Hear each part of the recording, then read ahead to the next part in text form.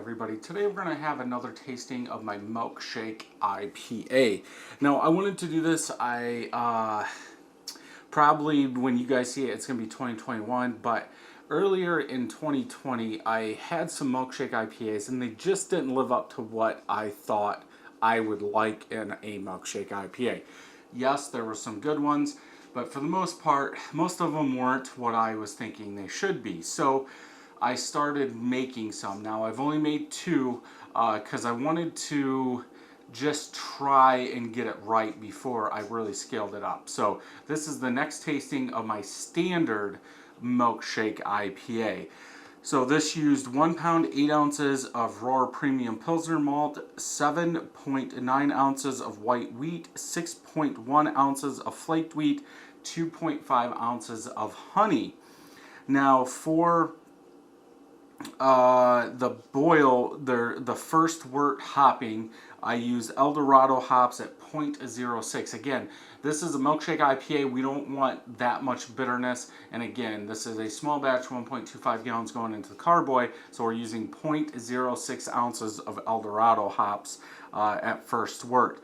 Then with 10 minutes left in the boil, we're using 5 ounces of milk sugar or lactose. I think that's a little low.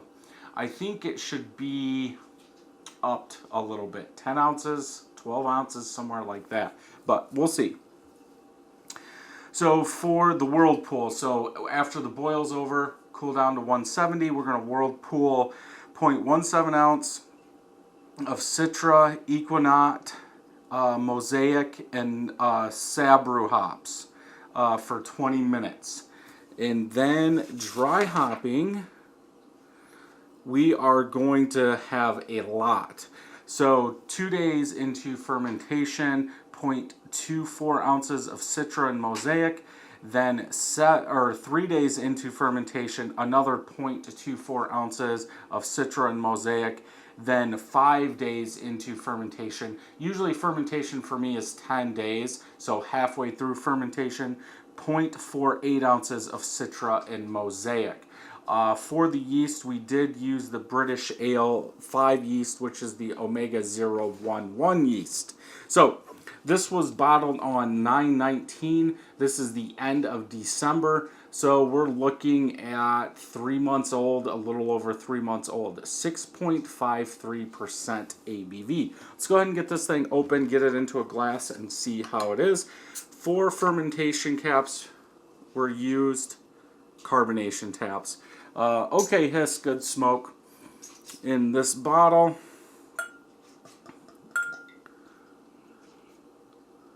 I do bottle directly out of the fermenter. Good carbonation on there. Orangish colored head, almost all small bubbles, almost looks like a nitro beer. I do have a couple medium bubbles. From that, about 2 fingers of head, bubbles on the side are compact like dish soap. Color is orange. Now it could be oxidized. As I said, I do bottle directly out of the fermenter, so I could see 3 months this being oxidized. Looks more, if somebody told me this was a Milkshake IPA but didn't tell me what it was, I would say orange creamsicle, something along the lines of that. Very deep dark orange up here, lighter orange down here. Hazy, can't see through it at all. Let's go ahead and smell, see what we get. Fruit, like a fruit low citrus sweetness, like a vanilla. That sweetness is coming off lactose, which usually comes off as a vanilla to me. So maybe letting it sit a little bit. I'm almost thinking now citrus.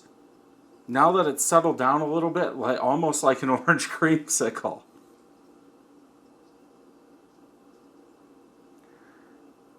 It has like that sweeter orange meat part smell, like a very fresh, juicy orange, but there's some citrus in there too.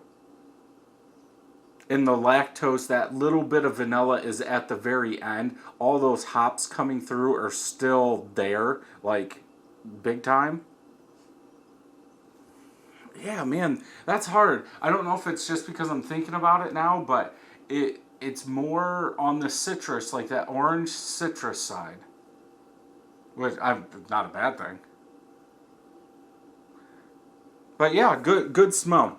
I think it smells a little too hoppy. Like I want more of that vanilla, that lactose to come out, that sweetness, as we are talking about a milkshake IPA. So I think 5 ounces is still a little not enough lactose in the boil. I think next time I would go up to 10. I would double it just to see what it did. But maybe 12 ounces would do it. But let's go ahead and taste.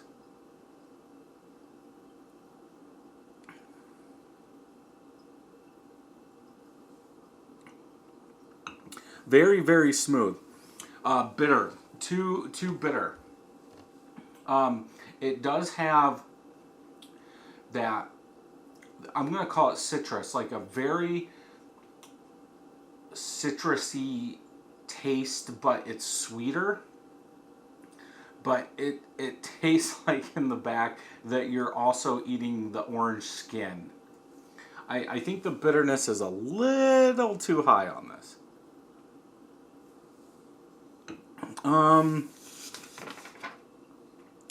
Yeah, I didn't write down what Beersmith called for this to be.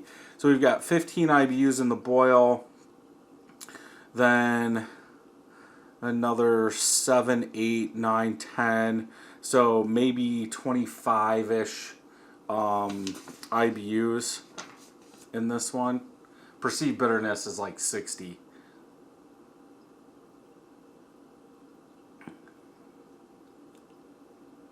You could almost just say this is a New England IPA. The bitterness, though, what is this? 6 point what? 6.5? Yeah. The bitterness in this is like what I would like in a double New England IPA. A little bit more bitterness, around 60-ish, maybe 45 in a regular New England IPA.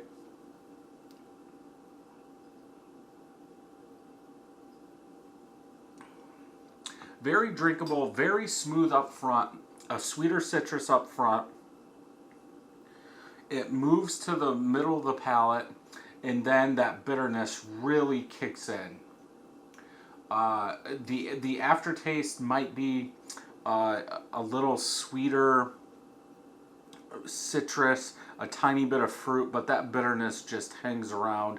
I don't get that vanilla, that lactose really anywhere past the front of the palate, and I think that's because of that bitterness.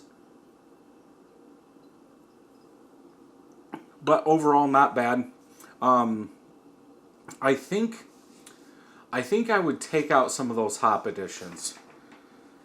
I'm almost thinking I would take out both of the 0.24 ounce ones and just do like maybe Citra on day 2, then on day 5 do the Mosaic and call it a day. Yeah, that bitterness is way too high for a milkshake IPA in my opinion, but that's just me. So let me know if you made a milkshake IPA, what recipe you used down below. If you like this review, check some more out over here. And until next time, happy brewing.